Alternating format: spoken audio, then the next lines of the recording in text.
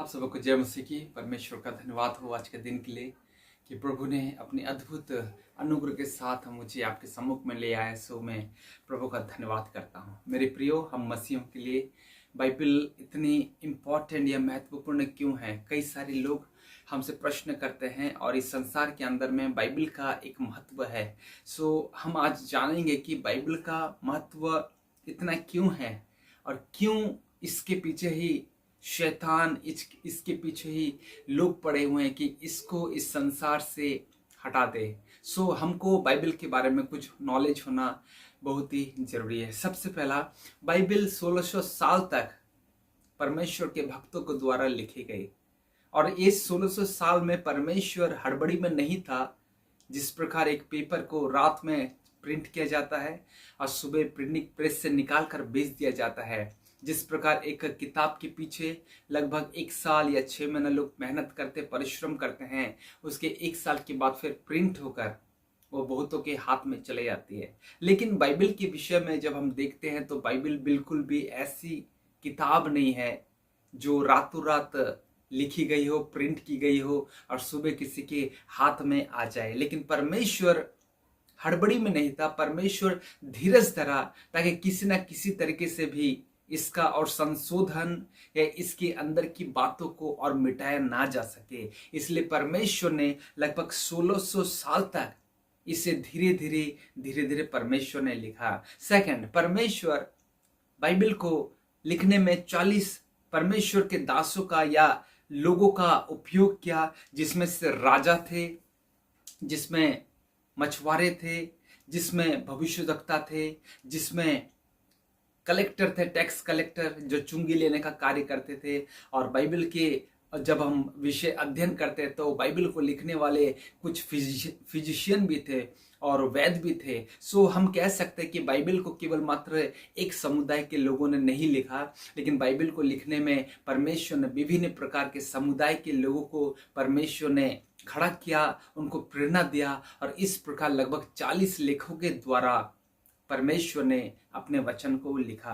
तीसरा, कि बाइबल इतना महत्वपूर्ण क्यों है? जब हम बाइबल के ज्योग्राफी को देखते हैं तो ये आज के समय में और उनके समय में जब बाइबल लिखा जा रहा था या लिखने से पहले जो समय था, उस समय के अनुसार ज्योग्राफी जो है वह बहुत ही सही बैठता है और उसका जो कैलकुलेशन है वह भी बहुत सही होता है। जैसे कि जॉर्डन रिवर, यरीहो, इजिप्ट। जब हम आज के समय में इन सारे देशों का या नदी का जब माप जोप करते हैं और उस समय में जिस प्रकार बाइबल के भीतर में बताई गई है, सो हम जब देखते हैं इस भौगोलिक परिस्थिति को, तो भौगोलिक परिस्थिति के अनुसार, भौगोलिक मैप के अनुसार बाइबल जो है एकदम सही बैठती है। सो इसलिए बाइबल इतना इंपॉर्टेंट है।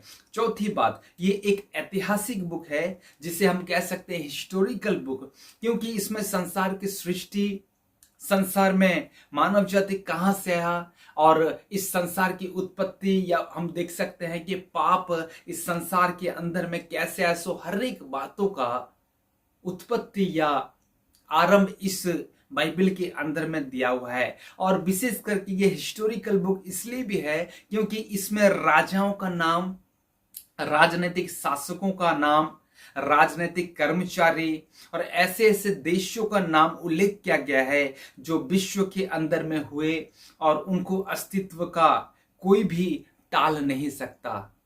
हम जब बाइबल के अंदर में जब बहुत सारे देशों को देखते हैं, जैसे कि हम जब लूका रचित सुसमाचार को देखते हैं तो वहां पर पोंतियुस पिलातुस के बारे में दिया हुआ है, वहां पर पिलात के बारे में बहुत क्लियरली लिखा गया है।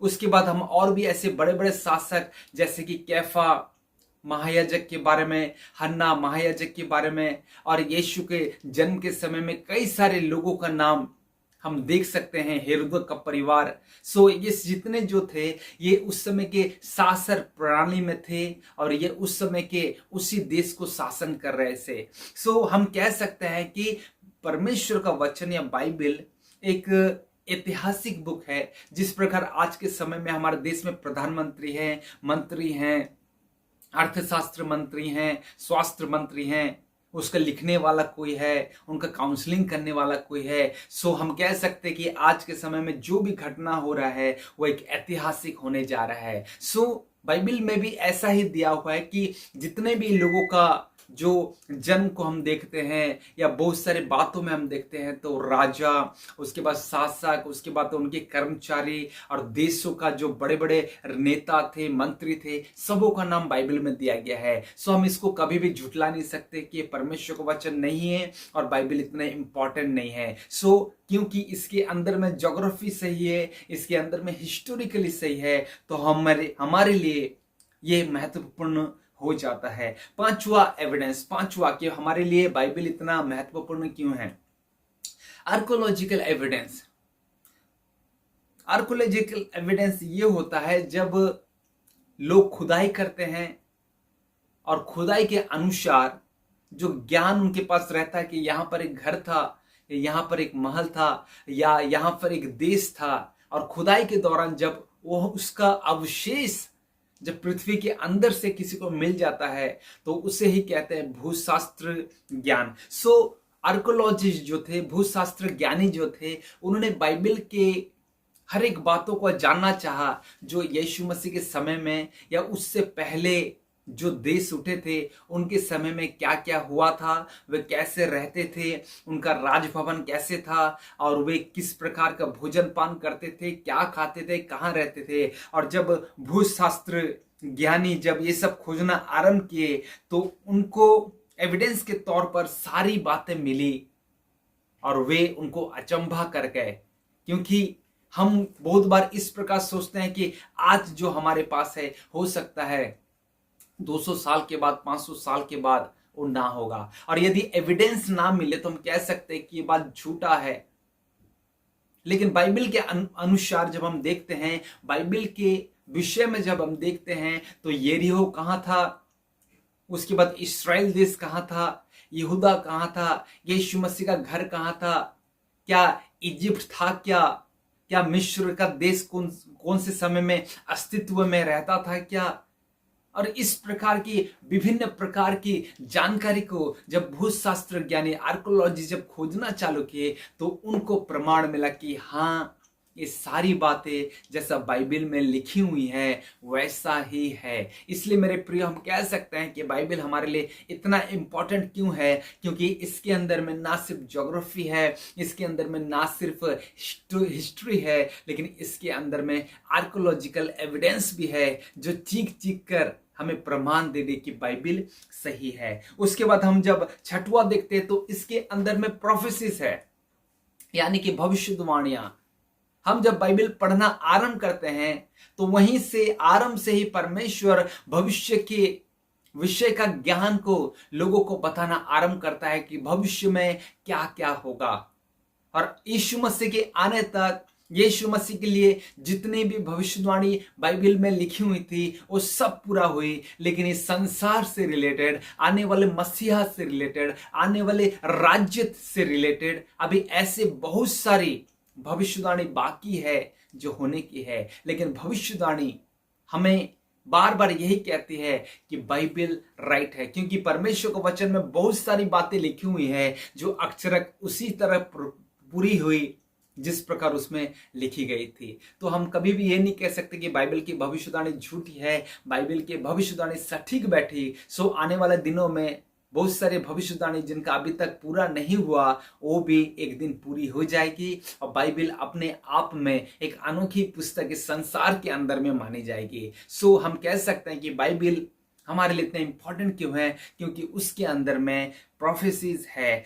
सातवां, सबसे अधिक बाइबल पढ़े जाने वाली पुस्तक है। हमारे जीवन में हमने बहुत सारे किताबों को पढ़ा, और आप यदि स्टूडेंट है, आप यदि छात्र हैं, यदि आप प्रोफेसर का काम करते हैं, यदि आप टीचरशिप का कार्य करते हैं, तो आप भी अपने जीवन में बहुत सारे किताबों को पढ़े होंगे। लेकिन मेरे प्रिय, बाइबल एक लौता ऐसा बुक है जो पूरे संसार में सबसे अधिक बिक्री होती है, जिसको लोग पढ़ना पसंद करते हैं, और इस संसार के अंदर में सबसे पढ़ी जाने वाली अधिक हालेलुया किताब है, वो है बाइबल। सो बाइबल यदि कोई हमसे पूछे कि अपने आप में इतना अनोखा क्यों है या महत्वपूर्ण क्यों है, तो हम कह सकते हैं कि इसके अंदर में 1600 साल तक परमेश्वर ने लिखा, 40 लेखों के द्वारा परमेश्वर ने लिखा। इसका ज्योग्राफी, इसका हिस्ट्री, इसके अंदर की आर्कोलॉजिकल एविडेंस, इसके अंदर की प्रोफेसीज और इसके अंदर के जो हालेलुया गुण है जिसे लोग पसंद करते हैं और अधिक से अधिक पढ़ना चाहते हैं, यह अपने आप में दुर्लभ है। सो हम कह सकते हैं कि बाइबल एक इंपॉर्टेंट बुक है क्योंकि हमने उसके 7 बातों को देखा और ये 7 बातें चिक चिक कर कह रही है कि बाइबल सच में परमेश्वर का वचन है जिसे परमेश्वर ने मनुष्य जाति को दिया ताकि हम उस गुप्त बातों को जान सके और उसके अंदर में जो प्रकाश है वो प्रकाश हमारे जीवन में आकर हमारे जीवन को उजियाला कर सके। सो मैं आशा करता हूं बाइबल के जो थोड़े मोड़े नॉलेज था आपको जरूर मिला है और आने वाले दिनों में आप बहुत सारे ऐसे ऐसे ज्ञान को सुनने जा रहे हैं इस वचन के द्वारा और इस चैनल के द्वारा कि आपका जीवन में आप बहुत आशीष पाएंगे। सो यदि आपको अच्छा लगा तो जरूर आप लाइक कीजिए, शेयर कीजिए और हमारे लिए भी दुआ करते रहिए। परमेश्वर आप सबको बहुत आशीष दे। God bless you.